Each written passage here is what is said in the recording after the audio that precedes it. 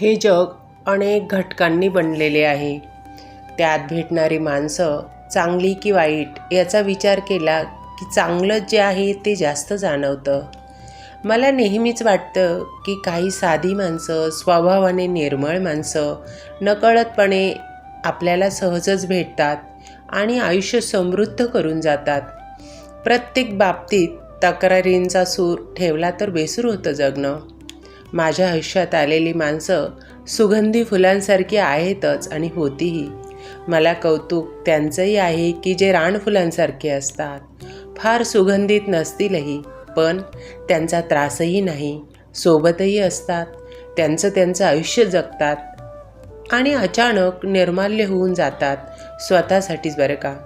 कोणालाही वाहून न घेता, कोणाच्याही पायाशी नतमस्तक न होता. ह्या अशा रानफुलांनी झेललेली असतात इतरांसारखे वाऱ्या पावसाचे हिंदोळे. घेतलेला असतो निसर्गातील रौद्रतेचा अनुभव, कधी अगदी लढिवाळपणा. आवडतं म्हणून मला हे रानफुलांसारख्या माणसांसोबत जगणं, कुठल्याही परिस्थितीत, कुठल्याही तक्रारींशिवाय. तुम्हाला काय वाटतं नक्की व्यक्त व्हा. कृष्णार्पणमस्तु.